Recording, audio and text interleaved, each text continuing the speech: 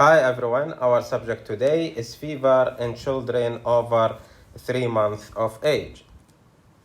Basics.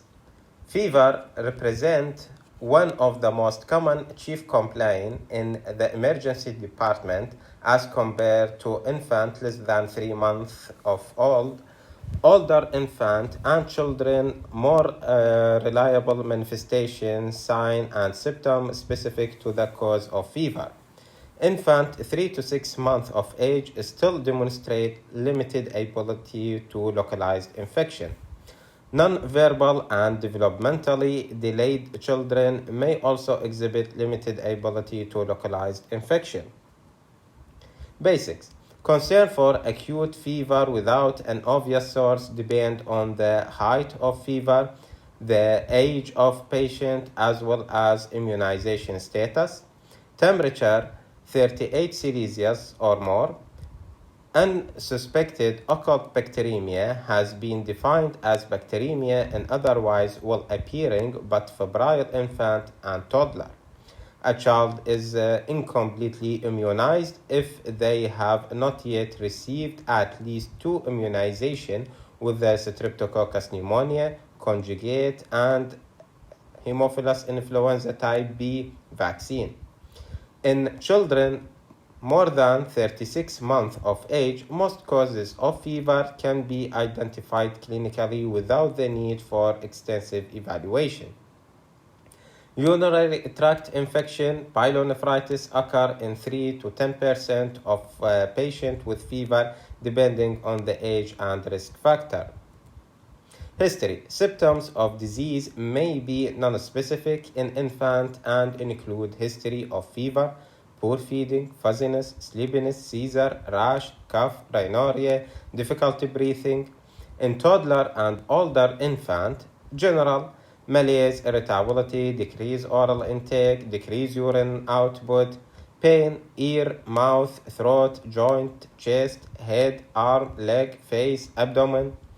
Hint, eye redness, discharge, photophobia, facial or periorbital swelling, gum swelling, muffled voice, oral lesion, neck pain, mass or swelling, respiratory, characteristic of cough, rhinorrhea, dyspnea, abdomen, vomiting, diarrhea, location of pain, genitourinary, dysuria, discharge, lesions, extremities, swelling, limb, pain, decreased range of motion, dermatological rash. Physical exam. The ability to determine serious bacterial illness by physical exam is difficult and unreliable in younger infant, but improves over this age spectrum, especially in patients more than 6 months to 12 months of age. A specific finding: head, localized swelling or tenderness, ear, red or bulging tympanic membrane, swelling of ear, tenderness of ear lobe, face, swelling in duration, erythema, sinus tenderness, eyes, conjunctivitis, proptosis, nose, rhinitis, rhinorrhea, mouth, pharynx, lesions, redness, swelling, uvular deviation, trismus, gum swelling, association with the dental caries, neck, swelling, lymph node, tenderness, decreased range of motion, meningism, chest, rales, wheezing, decreased aeration, agophony, splitting, tachypnea, grunting, abdomen, location of tenderness, grunting, rebound, referred pain, extremity, swelling, tenderness, erythema, decreased range of motion, decreased weight bearing, dermatologic, swelling in duration, warmth, fluctuance, erythema. How to approach to patient with fever in older infant, age 3 months to 36 months. Well appearing, if it is no admission, any toxic appearing child for inpatient evaluation of sepsis. If the patient well appearing, temperature more than 39 Celsius. If it is yes, any boy less than 6 months of age uncircumcised male 6 months to 24 months, all female up to 2 to 3 years of old. If it is yes, obtain urine analysis, urine culture.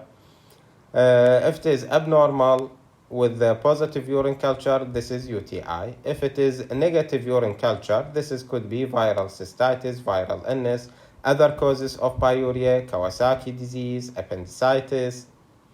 If it is a normal urine analysis or patient has none of these, determine immunization status.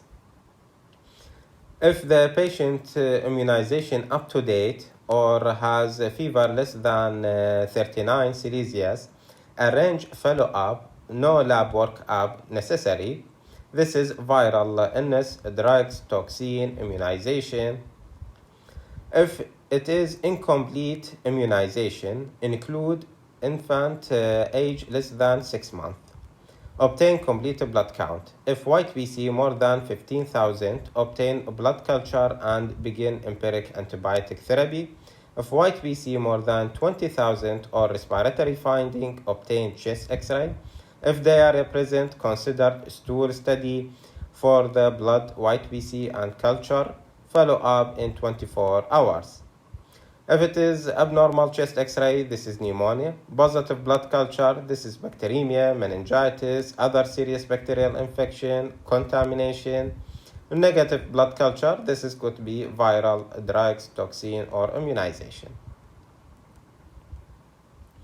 A fever below 39 Celsius in children over 3 months of age or older is most likely to be a viral infection. It is reasonable in a well-appearing 3 to 36-month-old child to forego any lab evaluation and observe closely, assuming a reliable means of follow-up phone transportation has been ensured. Careful instruction should be given to parents to return if the fever persists more than 2 to 3 days. Any children with fever without localization in the prodromal phase of an infectious illness and develop more specific signs of symptoms within several hours to days of the initial fever onset. And some disease such as Rocky Mountain spotted fever, leptospirosis, and measles, the fever may precede more specific sign by up to 3 days. In illnesses such as Rosella, viral hepatitis, infectious mononucleosis, typhus, typhoid fever, Kawasaki disease, a longer interval may occur between fever onset and more specific finding. Admission criteria: ill appearance, unreliable follow-up, bacterial meningitis, septic arthritis, osteomyelitis, pyelonephritis, rapidly spreading cellulitis, pneumonia with hypoxemia or respiratory distress, bacteremia if ill-appearing or abnormal vital sign. The C-reactive protein, if done, can help to distinguish bacterial from viral fever even on the second or third day of illness. But a mildly elevated C-reactive protein can be seen in some viral infection like adenovirus or viral infection with the secondary bacterial complication. However, a very high C-reactive protein, more than 40, is more likely due to a bacterial infection and a clue to further investigation or empiric antibiotic therapy. Clinical peers: examine thoroughly to rule out an occult focus. In all sick children or in those with no focus even after 2 to 3 days of fever, perform investigation include complete blood count, smear for malarial parasite, C-reactive protein, and urine examination. Other investigations that may be asked for depending on finding on initial investigation or clinical setting include urine and blood culture and dengue serology. Careful interpretation of the complete blood count is important. Often repeated test is required. Mildly elevated C-reactive protein can be seen in viral infection. Widal test is of no value in the first 7 days. Blood culture is the most reliable method to diagnose enteric fever. A clue to the diagnosis for complete blood count. Enteric fever, normal HB, normal or low white BC, polymorphs predominant eosinophilia, normal or low platelet. Malaria, low hemoglobin and platelet, maybe normal or low total white BC with the monocytosis. Dengue fever, normal or high HB, low or very low white BC, total white BC, differential with the lymphocytosis and low platelet. Other viral fever, normal hemoglobin, normal or low total white BC, lymphocytosis, activated lymphocytes, platelet normal or low. A child who has received the primary series of 3 of a conjugate pneumococcal vaccine, 7 or 13, and complete primary series of conjugated H influenza vaccine is considered completely immunized. Because the primary series of pneumococcal vaccine cannot be completed until 6 months, all infants younger than 6 months are considered incompletely immunized. Guideline for evaluating fever in children who are incompletely immunized include using criteria for identifying risk of occult bacteremia as well as clinical judgment. Reliability of parental follow-up should always be considered in management decision for these children. When blood culture are positive for pathogen other than Streptococcus pneumoniae, the likelihood of contamination need to be carefully considered.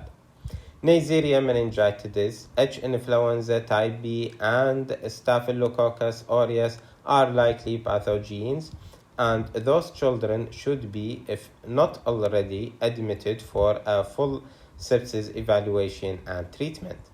Other organisms may or may not be pathogens. If a contaminant is suspected and the child is well appearing, continue outpatient observation may be appropriate. Fever can rarely be caused by medication in children, although the onset can occur within days of admissions of a drug. This etiology is usually not considered until the fever has been present for a more prolonged period. Anticonvulsant, allopurinol, and other chemotherapy agents, nitrofuranation, and other antibiotics, and drugs with the anticholinergic, atropines, antihistamine, and the sympathomimetics, cocaine, amphetamine. Effects are among the more common agent causing fever due to a variety of mechanisms, including but not limited to hypersensitivity. Other symptoms may or may not be present. Vaccine reaction may be a source of fever. Mild to moderate fever can occur after diphtheria and tetanus toxoid and acellular pertussis (DTaP) vaccine.